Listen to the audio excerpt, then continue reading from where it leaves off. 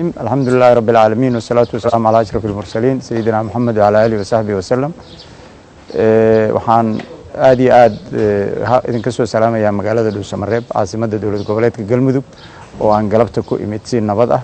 waxaan marka hore u mahad celinayaa intii soo dhaweysay.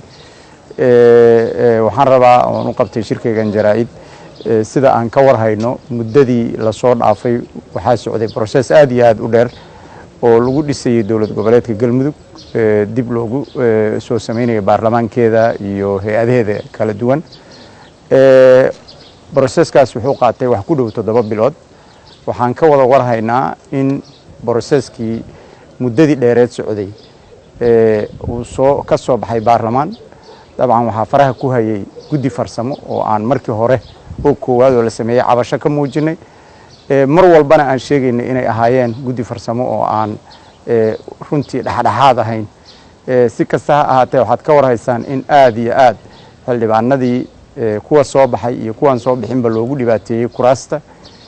odayaashii dhaqankooda wada qaylinayad maqlayseen, dadkii oo dhan oo wada dhawaaqaya ayaad maqlayseen.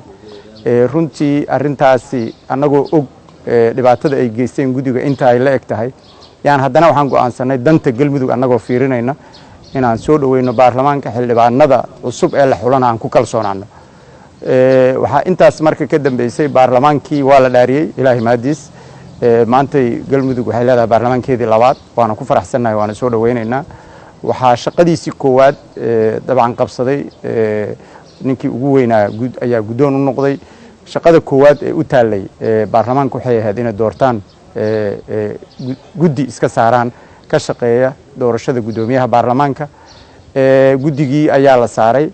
guddigii oo shaqooyinkiisa wata ayaa waxaa aad iyo aad aan halkan rabnaa inaan uga jeedino cabashada aan qabnay inay tahay in guddigii farsamada ee ku caanbaxay sumcad xumadii la soo dhaafay uu maanta dhex fadhiyay guddiga loo saaray doorashada guddoonka baarlamaanka ayagoo maaragtay faraha kula jira siina wada howlihii hadda ka hor ay ku yara caanbaxeen.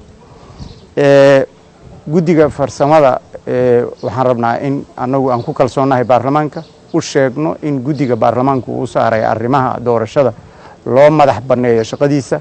waxaan ka codsanaynaa guddigaas iyo guddoonka baarlamaanka ku meel gaarka ahba in banaanka ay ka noqdaan xubnaha ka socda guddiga farsamada wasaaradda arrimaha gudaha iyo xafiiska ra'iisul wasaaraha. wixii hadda ka dambeeya inta ay dhib geysteen waa ognahay.